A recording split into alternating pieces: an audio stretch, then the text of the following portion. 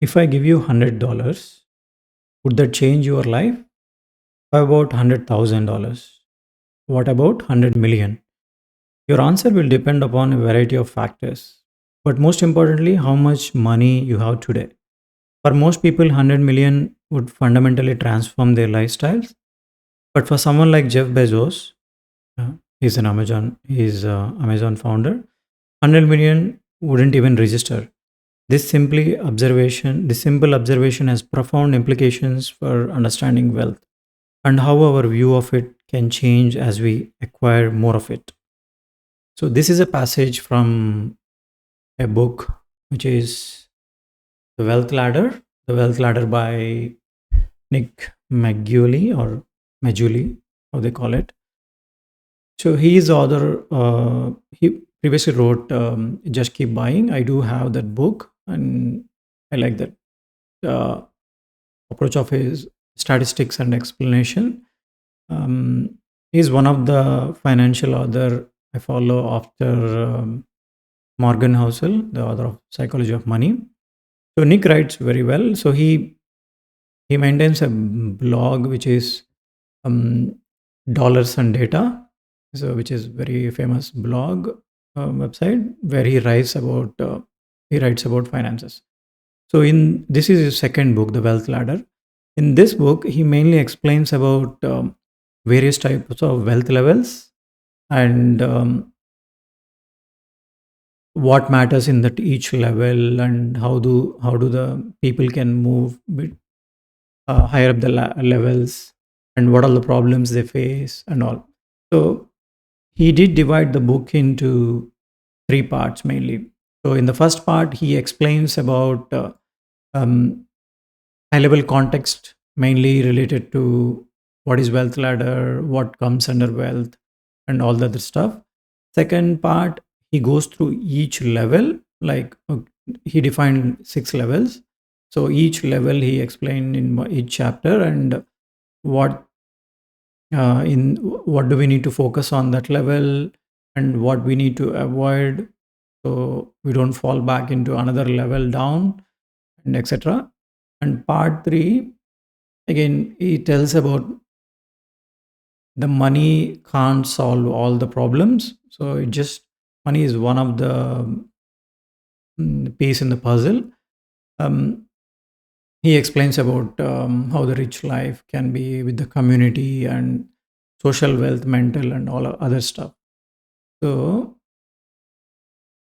eh, so if you look at here, this is the wealth ladder blog post. And original wealth ladder blog post was mainly he wrote it back in 2019. So this was originally a blog post, and later he extended into a now in a book.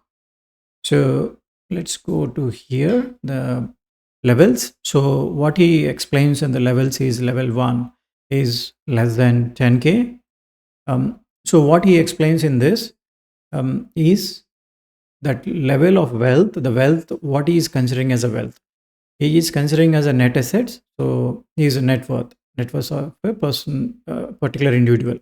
So it will be what are all the assets minus what are all the liabilities. So that comes with a number. That number is what defines you which level it is. I mean, mainly his whole idea of splitting this wealth levels is not one solution or um, one idea or one implementation plan applicable for all the levels. So that's what his main intention is to explain. And also, he explains one good idea there that a person who is having, let's say, 600k assets and another person has 700k assets, both their lifestyle won't change much, even though they are differentiated by 100k assets. It doesn't difference much. They might go same life of, I mean, they will be more or less the same lifestyle and also same things they can afford and all that. So that way he split into that wealth level. and there are a lot of statistics and all is given. It's mostly driven through US, but it applicable universally as well. And the another one is, so you can see here the main thing he defines is the level one, they live paycheck to paycheck. Level two, grocery freedom, they can buy whatever the grocery they want without hurting their net worth. And the restaurant freedom, level three, where they have 100K to 1 million assets, they can buy, they don't need to look, when you go to the restaurant and menu, they don't need to look at the price, they can just buy whatever they want. Travel freedom is like for people who are having 1 million to 10 million, they can travel wherever they want. House freedom and impact freedom. And also he explains one rule which is, not sure if it is here, there is one rule which he explains is 0.01% rule. What is main idea behind this is a person or an individual can spend um, that much amount without any impact to his net worth, his or her net worth. So idea is, if you take 10K, just a second, I think it is, yeah, he goes, he did mention here they are based on the 0.01% rule. That is what defines here all the paycheck, grocery, restaurant freedom and all, because that's fun, that comes under 0.01% rule. So if I go to here, just wrote some notes for myself as well. Yeah, 0.01% rule, where it will be less than a dollar per who are in the level 1, and it will be level 2. If you calculate, it will be $1 to $9. So it can be, they can spend this amount without worrying too much. And level 3, $10 to $99. Level 4, $100 to $999. Level 5 is 1,000 to 9,999. Level 6 is 10,000 plus. So when they're using this, there is no impact on the finances. That's what they meant. But another important point is what approach the people can take to move between the levels. So obviously, if you are in level 1, the biggest improvement for them is mainly to build a marketable skills. So whether that is through maybe doing internships or learning new skills or taking friends help, because they are in the 10K, very kind of a poor, you can say. So most of the people who are starting from in the first job, they are in this level. So the moment they keep accumulating their I mean saving their income and all, they will be moved between the levels. But otherwise their main goal is mainly to build a marketable skills. Now go to the level 2. What he mentions is get a good education to unlock further higher income. So also he talks about like not all incomes not all educations are same, because if you do an education which cost you a bomb in education loans, and but it doesn't pay you that much in terms of a salary once you come out of a college, it's not a good investment in that aspect. So he just uh, mentions a caution around like what is a good education and is it worth to spend so much. And uh, the next one is, so in level 2 I can relate, because when I started my career, some of my friends were doing um, they were doing some, they took a break and they went back to education, some course they were doing it, like they did for a year, and then they came to again job that exploded their income a lot. So that's what, even though they spent like quite a bit of time and money away from the job, um, on the skill they want to acquire, but once they acquired that skill and came back to a job again, that their income is boosted. That's what he meant mainly in that context. And third is invest in income producing assets. So whoever is in level 3, 100K to 1 million, if they want to increase their wealth, their salary or their income can only take so much.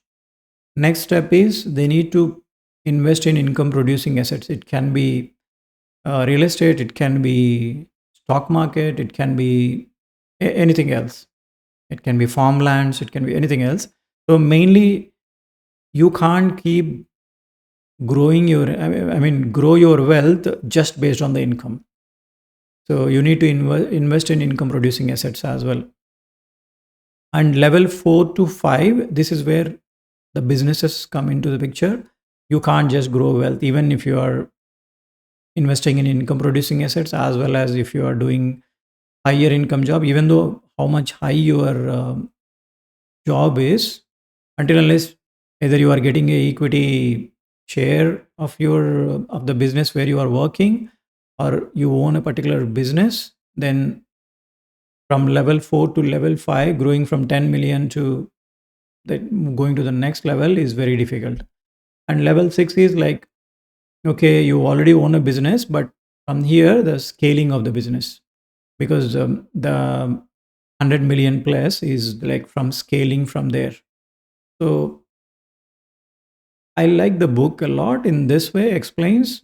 So obviously, based on your net worth, you can understand like which level you are in, and it can give you what decisions you can take related to money without thinking too much.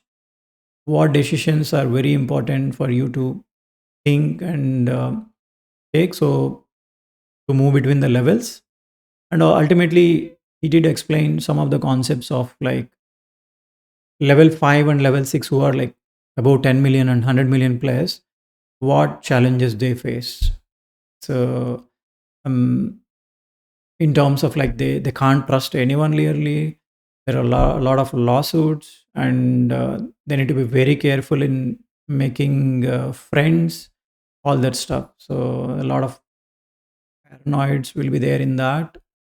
um, Very good explanation throughout. And also the last section, what he explains is, even though they made very good wealth, so if you remember, like I did review a book called Five Types of Wealth, which is by Sahel Bloom. So Nick also took the same Sahel Bloom context, and he obviously he gave a credit to Sahel Bloom, and he explained those, so those five types of wealth. Obviously, whole book is about financial wealth, so he didn't explain further on financial wealth, and remaining that time wealth, mental, social, and physical. So how important all these four aspects? Because after certain threshold, the money doesn't give anything much. Even if you own 10 million and even if you own like 20 million, it doesn't differ you. The day to day quality of your life doesn't drastically change. So overall, it's a very good book. I do own Just Keep Buying. I read it like few years back. Now after reading this book, I feel like I want to read that book again. So yeah, I would highly recommend this book to read. Thank you.